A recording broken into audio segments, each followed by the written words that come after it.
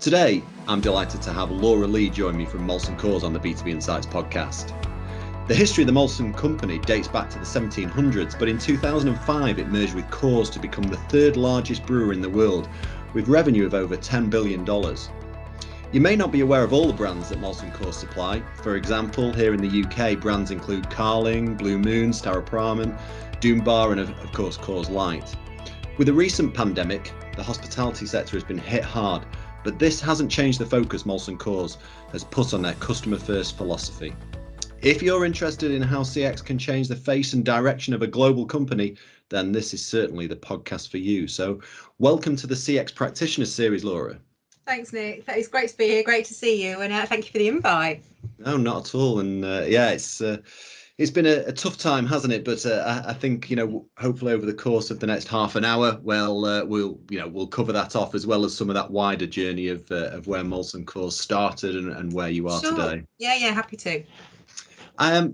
Starting a few questions at the front end about your role. It'd be interesting, again, just for the listeners, if you can tell me a bit about your current role, but more especially to understand where customer experience fits into this.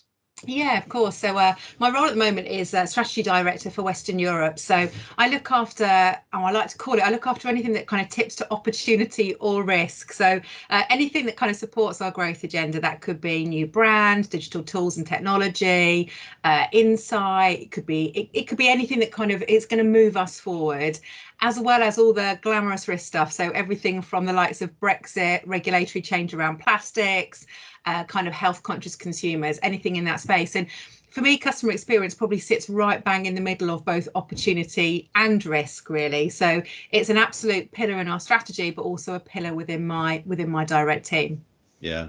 Well, you've definitely got a full job agenda there, haven't you? Yeah. Could have done without Brexit in the last 12 months on top of everything else, to be fair. But we're getting through that now. We are, absolutely.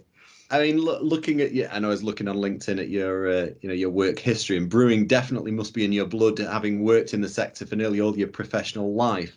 So I won't ask you, how you got specifically just into brewing, but when did CX start to play a part in your role at Molson Coors? Yeah, I mean, you're right. Brewing is probably in my history. So I grew up in pubs and clubs. My parents had pubs, clubs and hotels. So back in the early 80s, when you could, I was collecting glasses from around the pub for pocket money. So you could kind of say that brewing is in the blood.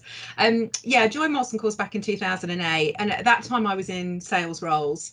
And as we were trying to differentiate ourselves, customer experience started to come onto the agenda. So became part of my world from 2012 as we started to step into our insight program. So I've been responsible in one way or another for it since then, both directly and indirectly across our UK business, but also our European business too. Yeah. And before we get into, what you've done with Molson Coors and how you've really placed the customer at the center of your business, I'd just like to, because customer experience can mean different things to different people. So what's your take, or what does customer experience mean to you? I think it's pretty straightforward to me. I think it's just about treating people the way that you want to be treated. That is the nuts and bolts of it for me.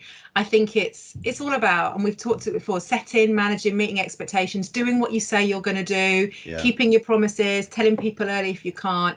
It's doing the basics and doing it really well. But it all comes back to like I say, just treating people the way you would want to and expect to be treated. There's some kind of a nice life lesson in that as well, isn't there? But it's those fundamentals for me that really make up customer experience. Yeah, no, I fully agree. And I think, it's not rocket science. It's not difficult, is it? But it is difficult when you're talking about a global company with thousands of employees and each, one. So I think that's where the complexity comes, isn't it, in terms of being able to deliver against customer needs. It really does. And you're absolutely right. Everyone's got a different perspective and a different take on what it should mean, how you should do it, what you should invest in it, what you shouldn't, what sort of results you should see. So trying to navigate your way through that is what makes it difficult.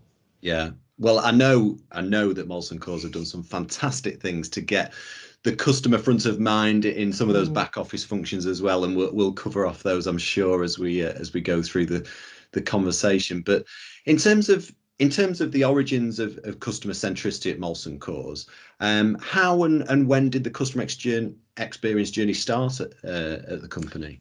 Yeah, so probably back in sort of when I was back in sales back in 2012, it was really clear that across our industry, we were very similar to our competitors. As much as we like to think we had better brands, better pricing, there was a lot of similarities between us all. Yeah. And it was really clear that we were all kind of trying to do the same things in roughly the same sort of way.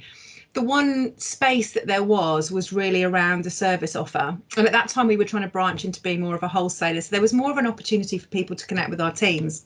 So we were all looking for what is that blue sky, what is the clear water that could set us apart. And the novel suggestion came up that rather than us just coming up with the ideas, that we kind of asked the customers, which is when you walked in through the door and helped us kind of set up that insight program that gave us a really early read in terms of what customers thought of us, but also what they wanted from us. And that was kind of the kickoff moment for us, really, in terms of, okay, so now we know what we're going to do about it, because there's some stuff that we can't ignore that we need to address, but also there's a real opportunity here if we can dial up against those kind of qualities that they say are important to them in a supplier. So that's kind of where it kicked off. And we are a real people business, so actually knowing that it was all going to be about service for us, and that was the opportunity, really played into kind of our reason to be in our DNA. So it made it easier for us. It wasn't like we were trying to be something that we weren't. It allowed us to be really authentic. Yeah, well, I know that definitely came through, from the very first survey we did over 10 years ago, that your people were really the strength of the organization. And so in a way, yes, it's difficult to build, something that you've done over time, but quickly, but you had the foundations there, didn't you? The culture was already there in terms of the people and the relationships built. Yeah, genuinely there was. I mean, when you first put that first insight study in front of us, don't get me wrong, there was a lot of brutal feedback in there as well, wasn't there? I can remember wincing at some of the comments that I heard about us. So we certainly weren't perfect from a people perspective, but you could see that there was enough of a nugget there that we could shape it and make it something that could set us apart from the competition. Yeah, well, you're right. You say that, but actually I'm thinking back, Laura, and if memory serves me right, then I think your NPS was 24 back in the day. And I remember thinking, actually, that was the B2B average 10 years ago, 24. So I remember thinking, oh, Molson Coors, well, maybe they're happy with that. And it showed, the culture that you did have to make things better, because straight away you picked up on those small negatives, even though there wasn't, lots and lots of them, and you built that and you built the foundations of what you've done moving forward. Would you say, therefore, and different industry sectors are very different, but would you say Molson Coors in the hospitality sector at least was a trailblazer, ahead of the curve in terms of the CX initiative, or later to the game? What's your thoughts on that? Yeah, I like the term trailblazer. I think I'm going to take that. I think certainly from an industry perspective, I think we probably were one of the first. I mean, we had a long way to go to catch up with other industries that had been at it for a while. So there were loads of learnings that we could pick up from how other people had approached it. But at the time, that was something that was quite unique to us. That focus on it was not something that we were seeing other people doing. So it gave us that clear water to go after it. Now I think it's pretty accepted amongst all of our peer group, but at the time it was different. It was new. It felt new. It felt exciting. It felt like something you could absolutely shout about and be different talking about. I agree. No, I agree. And I think, therefore, the benefits that you reap very quickly in terms of doing just small things really did benefit the organisation, didn't it? Yeah, absolutely, it did. Question to you: what does a company have to gain from placing a strategic focus on CX? And I suppose the flip side of that coin, what does a company which doesn't have to lose? And as you say, maybe others have caught up over the years, but that strategic gain that you made in the first instance. Yeah, I mean, I think it's a brave business that doesn't invest in customer experience these days. I just don't think you can afford not to. For me, it's almost a hygiene factor now. Yeah. It's become certainly over more recent years. I think for us, it's given us that point of difference that we were looking for. So it did give us a period of real commercial advantage where we were winning customers quicker than our competition as a consequence. I think it's also given us something internally to really galvanise our teams behind. So we are quite a silo business, as you know, but having that kind of common goal, that common pillar, did allow us to connect people in. And it was probably something we'd been missing, actually. It became something of a rally cry for us as a business. And I think it allowed us to build out our people engagement on the back of that too. I think the strategic piece in your question, though, is the important piece, because I think if you make the decision to do customer experience, you make it a strategic decision. You have to put your money where your mouth is. Yeah, you so do. You really have to have that senior commitment, that leaders have to lead for it. You've got to be prepared to invest in it. You've got to be prepared to be patient. It doesn't pay back overnight, does it? So I think making it a strategic decision gives it a different emphasis, and probably gets you more support and gives you more kudos, I think, in a business.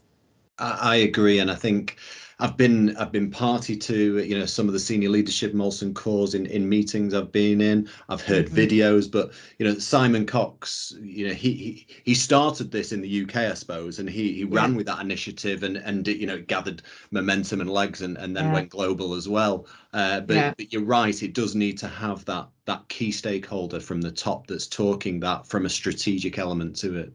It does, and we were so fortunate that Simon really wanted to champion this and really wanted to support it. So he would talk to it at every available opportunity. He would profile it and make it our reason to be. So if your senior leaders are talking about the fact it's important, everybody else quickly follows suit. So you kind of find that the doors are open for you to get into people's meetings. Kind of look under the cover, see what's going on, what's not going on. You get a lot more in the way of permission, and that really helped us. It gave us a real platform to build on. Yeah.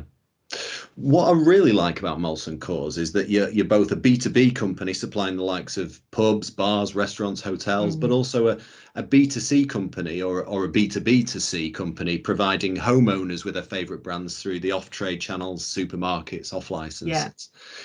In your view, are the important similarities and differences in how B2B organizations should approach customer experience versus B2C organizations? Are the similarities? Are the differences? What's your take from Molson Coors? Yeah, I think it's a great question. I think what we see is certainly over recent years, the differences are really slight now.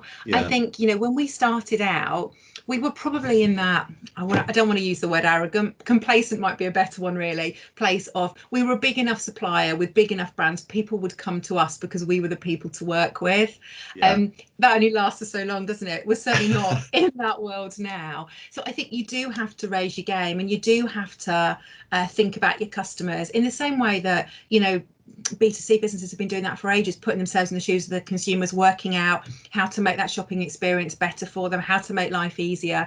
You can't avoid that, I think, in a B2C world now either. People have one experience of being a consumer and they expect it to transcend whatever their environment is and whatever kind of shopping journey or shopping mission they're on. So I think you have to bench yourself. You can't just bench yourself against the people that are probably the tallest dwarf we've talked about a lot in the past, haven't we? You have to bench yourself against the people that do it brilliantly.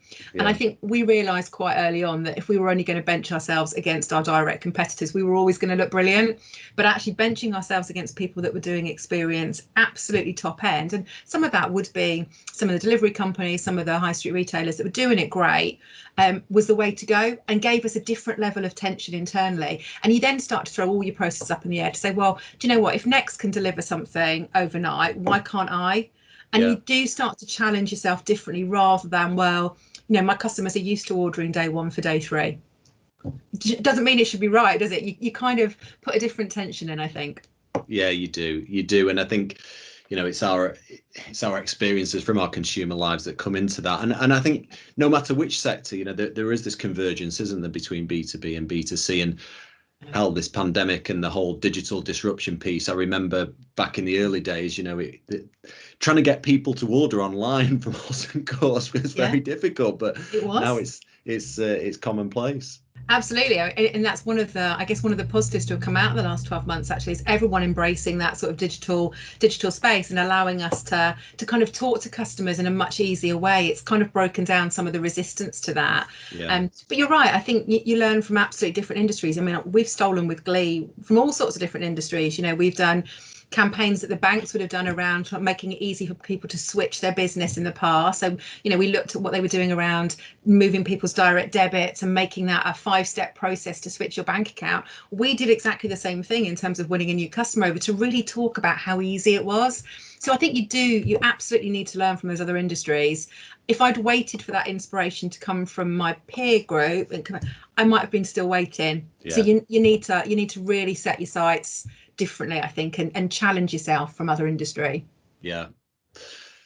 Next set of questions, I'd like to just move into talking around what you did in practice, around embedding the customer experience. And I think for any global company, managing, enhancing that business relationship customers have reaches across many parts of your organization, and it touches, you've even talked of your role and what that encompasses, but marketing, insights, sales accounts, customer support, product development, digital innovation, and more. How did you go about bringing all these different parts of the company to ensure there was this joined up approach to CX? Yeah, I think it's a great question. Like I said earlier, we are still a siloed business, and people work pretty independently, even within our own business unit here in the UK. So trying to connect in some of those teams who, whilst they might be servicing the customer, weren't necessarily aware they were. They might not necessarily step through the doors of those customers on a regular basis, understand their challenges, really kind of connect with them. It's a bit faceless. The biggest thing we did was try and bring the customer into the business. So we've done, as you'll remember, loads of weird and wonderful stuff in the past. We went through a period where we had cardboard cutouts of all of our customers right across our business, so you fell over them. And they were representative of every type of customer we dealt with. And we allowed our teams to interact with them. So they all had email addresses, so people could ask them questions about their businesses. They talked about what their challenges were. They would present back their feedback, so you could see which customer groups you were winning with and which ones you weren't. But we really made it easy for people to try and understand who our customers were. And I think for people that work in areas that feel a bit removed, sometimes they don't see the part they play. And the really important thing for us was to get to a stage where, the teams in our finance teams could see that by serving their internal customer well, they set that salesperson up brilliantly in front of customers. The poster and sending out samples had a part to play. Trying to make everybody see the baton handover as it went through our business was something we spent a lot of time on. But we had quite a lot of fun doing that as well, making people understand the value of our customers, but also the value of their internal customers, and just really connecting them in with that journey. And that probably gave us, I suppose, a platform for us to be able to then say to people, right, you know what you need to do. You can kind of see how you connect in. Now we're all going to share this goal and this target to try and drive it forward. I think had we jumped straight to goals and targets, people wouldn't have understood the part they can play, and then I think you disengage people pretty quickly. Yeah, I think you did an amazing job with it, and having the fun along the way as well. But I think from cardboard cutouts, what I do remember is there was various different initiatives. I think you had build your own customer, which was a little Lego man, and whether you were dealing with procurement, whether you were dealing with supply chain, and I think that landed really well, that everyone had their own customer that they could build, put a name to it, and it means that it just brings it more to life, doesn't it? And it reality. Does. You're absolutely right. I think my absolute favorite, we did the potato head. So like when you were a child and you had like a little sack and it had like grass that would grow on its hair, so you'd grow its hair. So we put one on everybody's desks, and don't get me wrong, some people loved it, not everybody, but you had to then cultivate your own customer, and you had to look after it. You had to grow its hair and cut it, and you were responsible for caring for your customer and your internal customer. And we had a load of fun with that, and that really helped people see it. I think people need to see it's engaging, and if you can make a strategic pillar something that people love to talk about, love to kind of get involved in, you're halfway there, I think, in terms of getting stuff away. Absolutely. Yeah. Well, I mean, and when we started out on this journey over 10 years ago as a company, it's very different to the one we see today. From what started as the sole initiative that was in the independent on-trade division in the UK, to then be recognised that something is happening that's different and it's really working, and then being jumped on and rolled out globally across all parts of the business. In which areas do you think Molson Coors has been most successful in the journey itself? And it's a double question, but and what successes have you observed from that? Yeah, I mean, we've thrown a lot of mud at the wall, to be fair, over the last 10 years. Not all of it sticks. And I think that is something that you have to really expect in this space, particularly when you're talking about what is predominantly a cultural shift. Some things will connect some people, some things won't. And I think you have to get really comfortable with the fact that as long as people are talking about it, they don't have to like it. But they're still talking about it and recognizing it. So I think that cultural piece for me is probably one of the biggest things that we did well. Really making it a platform that we can shout about, building that internal customer brand and helping people connect with it really helped both our business, but also our customers buy into it, our suppliers buy into it. Our global business, would rock up at our offices and be kind of blown away by that kind of level of engagement. So it became something real, almost tangible that people really wanted a part of. So that was something that I think was a real success for us. And like I say, comes back to a lot of the senior support we had at the outset. Yeah. I guess the other big one for me is really getting our business to listen. So we are a business where we've got people that have worked in our business for a long, long time. Everybody always thinks they know the answer. But until you properly listen to what customers are telling you, you don't really get it. And I think the success we had was getting in with that insight with you early days and really being open about the feedback, good and bad, because I think once you hear both, it's quite hard to ignore it. When it's secondhand feedback and, customers at the Dog and Duck say that, our service offer was rubbish when the delivery rocked up. Oh, right. OK, well, they would say that. It's probably because they want better pricing. When you hear the level of emotion that comes when you play back that insight, the good and the bad, and we've shared some hideous clips, haven't we, over the past? But I think you do get people to really lean in because people want to make the pain stop. You get a very different emotional connection with it. So encouraging people to listen and then acting on what they've heard. So rather than throwing money at things that customers aren't going to value, we've probably really channeled people to spend money and time on the things that really make a difference. Yeah. And we started the conversation. Sometimes it's the basics. It's not getting excited about the whistles and bells and bows. It is, I remember you telling me to be once when we were in an idea session, quite early days when I was saying, well, we could do this or we could do that. And I think you said to me, or you could just make sure people's orders turn up on time. And I was like, well, that's novel, but you're probably right. That's what's the most important thing, isn't it? So being able to listen and listen properly, I think was something that really was a success for us and is really important. And the fact that things evolve and change, don't they? So, in those early days where we might have not been, delivering against some of those basics, to when we do that, how we can enhance, how we can build on that. And that listening never stops, does it? Because, and especially when a pandemic hits, listening to what the problems they're facing and, a lot of them are shut at the moment anyway. So, making sure that we continue to be empathetic with them in terms of, their situation. And I think once you encourage customers to start talking to you, then they build a level of trust, particularly if they can see that you're acting on what they're telling you. Because I think there's nothing worse. We've all been that person that's been asked to take part in a survey or an interview, and then nothing's changed as a consequence, and we get really frustrated. I think if a customer feels listened to, then they'll keep talking. And right through the pandemic, actually, we've still had customers reaching out and saying, do you know what? When all this is over, what would be great is if you could just do a bit more of this, or actually my needs have changed and could we do a bit more of that?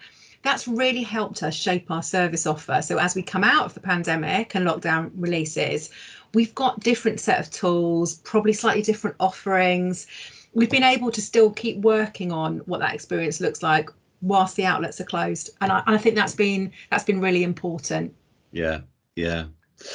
I mentioned earlier on that the NPS, back in the day was 24, and this is just UK, and then it's evolved, but actually, what we've seen in the UK, that NPS rise to over 70 in parts of the business, which is amazing. Best in class for sure. I know it's not a straight line in terms of how you get there. What challenges do you think, you've talked about the buy-in from the top and the leadership team, but what challenges have you had to face and overcome? And that's not just UK specific, it might be North America, it might be Europe, specific issues as well. I think there are. I mean, it's a difficult one to navigate your way through. And I think as your senior leads change, people's I guess the importance that people put on various things changes as well. So the results that you show on the back of customer experience, I mean, this is a common one that I know people say to you, it's really difficult sometimes to point to the commercial results that a customer experience program will deliver. And you can talk to people all you like around, we're probably winning more customers, we're losing less customers, our customers are spending more. There's always someone that's going to ask you to put a pound sign against that. And that's really difficult. And I think having that level of support that says, do you know what, we know it's fundamentally, we know it's making a difference. It doesn't always have to show up in the bottom line numbers. We can't always point to it, but we know it makes a difference. It's really important. But that changes, different business leads, particularly when a business, is having a harder time, it's an easy opportunity to cut money, isn't it? Yeah. So I think being able to justify that return is hard. I think we tried to get around that by talking a bit about impact on our people as well, that people engagement, because we also see the results come through in our people survey, and that's been a really important metric for us to use at a time when we sometimes couldn't always do the commercial one. So that is tough. I think it's also a labour of love, customer experience. You need to keep momentum up, and I think that's been a really big lesson for me. We started back 2012. We had a team of people on it. We worked really hard on it, got to 2016. Some of us had the opportunity to step out and take those learnings into our European business. Brilliant for the European business, but we all stepped out thinking that we'd embedded everything brilliantly in the UK. Yeah. Scroll forward 2 years and I come back into my current role in the UK, and I've almost had to sort of then start again. So we'd lost a number of those elements. People make different choices or think, it's okay, that bit's sorted now, we don't have to put the same time or effort into it. It's hard to keep it going, and you have to constantly refresh it. You constantly have to keep reminding people. Scorecards needed refreshing because they became a bit like wallpaper. It is a labour of love. You do just have to keep going. You can't. I don't think you can get to the point where you can stop and start and think that everyone's just going to carry on because they've learnt the lesson and it's just embedded. Yeah. I think bits do, but I think that's probably been a huge learning for me, actually. I think that's great advice. I think that's great advice, Lauren. And in any sizable business, you have people churn, don't you? And or moving positions. So it's only it's common sense, I suppose, when you think about it, that you've got to continue to remind people and educate people and keep that momentum going. But equally, as you say, I think in those early days when people are saying, we're investing in this, what's the ROI? It is difficult. But I do remember after about 3 years, you've got some trend data there, haven't you? And when we could map, primary data with secondary data of what you see with customers, we could say, here you go, management team, look at what's happening here. And that gut feel was always right then from what we're delivering. It was. It just takes a while to get to that, doesn't it? And I think there are always skeptics, as there are with anything that is kind of new or genuine, that says, we'd have got that anyway. Well, the research says differently, but that you're always going to get some of that. And I think it's just being ready for it and just being really resilient, I think, in a customer experience role, that there'll be good bits, but there'll also be times where you have to absolutely justify the program. But I think I said earlier, if you make it a strategic choice, and it has to come with patience, it takes time. To kind of make a cultural shift, embed something like that with customers, let customers feel that they can trust you, let that service really be something you get known for. It doesn't happen quick. Yeah. I had another question here. I was going to say, what's the role of insight in driving and supporting these initiatives? But I think you've probably answered that, about, being able to, reach out as a third party, listens. So I'm going to move on to my final question in this section, which is, what are the most important initiatives relating to CX that you oversee at present? Because, I'm sure what was in your remit at the beginning of this journey is very different to now. So are there any different or initiatives that you've got in place, or are they just all as important as they were beforehand? I think they are all important. I think you do go through degrees of importance with things. I think at the moment it's been about trying to adjust our offer and just trying to make sure that, like I said, we come out of it in a fighting and a winning place. So still listening to our customers. I suppose current initiatives are all around that comms and that getting customers ready and almost giving them the reassurance that the trade is coming back. So we've kind of stepped into a place where we're just trying to keep our customers going. and having that regular communication from us talking to them about what's changed in the 12 months since a lot of them have been closed, how do they kind of build their business again. It's becoming that trusted advisor role that's become really key for us. So that's been a place that we spent a lot of time on, and then bringing out the right tools and technologies that anything from how do we get more people online to how do we kind of develop menu tools or ordering app tools that our customers can use, so that when they open, if the restrictions are still in place, they can still open freely, and it helps them. So that has been a real focus for us, and it has been really important. And then resetting our ambitions. So as we come out of this, we've been resetting goals this year. The collective goal that everybody across the business has around service and what it means in their teams is one that we've rebenched. So we are going to have to rebench what does our NPS look like as we come out of this, because it have changed. And it's quite hard to know, I think, for me, how it will have changed. So customers will be rating us on how we've led through that crisis. It'll be a really different way of rating us, won't it? Right? And it's not really about our people and the things we've influenced, but how we've behaved and how we've managed ourselves. So there'll be a resetting of that NPS, and then getting that goal to go again, really, has been the focus. Yeah, it is interesting, and we've got clients, that have carried on throughout the pandemic. Of course, when a business is closed, it's quite difficult to carry on a survey. So, like you say, but you're still having those communications with them. So, I'm really intrigued in terms of what that looks like and how we can build on that. Yeah, because I can't help but think they'll be thinking about, what have you said in the press? How have you campaigned to government on behalf of the trade? I think all of those things will be the values that they'll judge us on, actually, even if we've not been walking through their door. Yeah. As I wrap up today's conversation, 3 questions for you, Laura. And the first one is around this difference of giving the customer a seat at the table, and what difference it's made to Molson Coors. I know in those early days, and other organisations have talked about it, having a separately coloured chair at the table, but when I talk about this seat at the table, I mean just the fact that everything is evolved around the customer. We talked of the difference as we've gone through today in those early days, but culturally and everything else, is there anything more to add to what difference it has made to the company? Yeah, I think it's absolutely made us more humble, more open to listen, and more open to ideas. And I do think I take real delight now when I sit in a leadership team meeting, and it's not me that has to ask about the impact on the customer.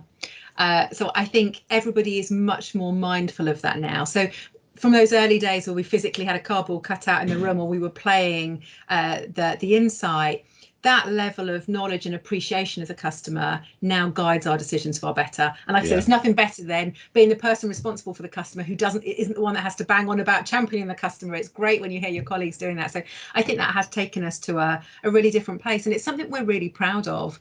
So when we talk about the proof points of our business and why people work with us now, it's always about that level of service and what we bring to our customers. It's become absolutely in our DNA. And I think when we ask customers about it, they call it and they play it back to us. That's the difference.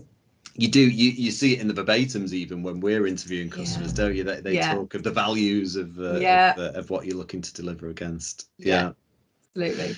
Are there any top tips for other organisations listening to this that are wanting to embed this deeper culture? You talk to the fact that it's there now. We don't need cardboard cutouts necessarily around in every room.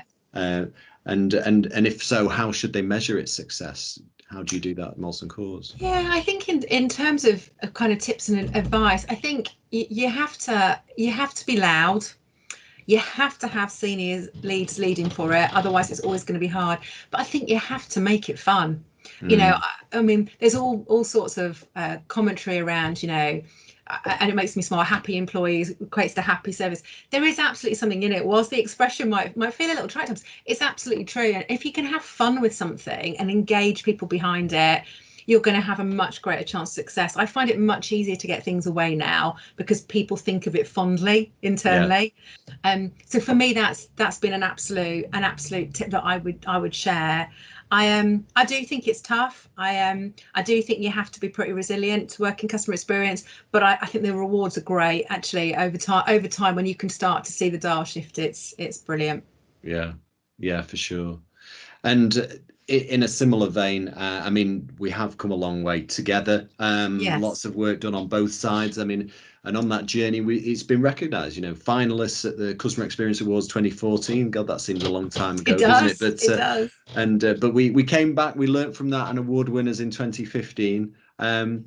For anyone that wants to be a CX award winner, is there any final thoughts or just closing comments to share from today? Yeah, I'd say don't overthink it. I mean, the awards are great, and that certainly helps along the way. But you also learn loads from a process like that, because you listen to other people's experiences. You sit in other sessions. It's a great way to still with glee and get other people's input. So I think the process of an award is as exciting and as interesting as the award itself. Although it's easy to say that when you've got one, but it's a great process. I guess being really candid, I think it's kind of back to where we started. I think it's all about just focusing on the things that are really important to you as a consumer, that will be equally as important to your customer. So keeping it simple, not trying to overcomplicate it. You know, the best service I know I get is when someone just does what they say they're going to do and does it well. And if they can't do it, they tell me and they put it right. That really is the basics. And I think for anyone that's kind of looking at this and getting into it, that's where you start. Yeah.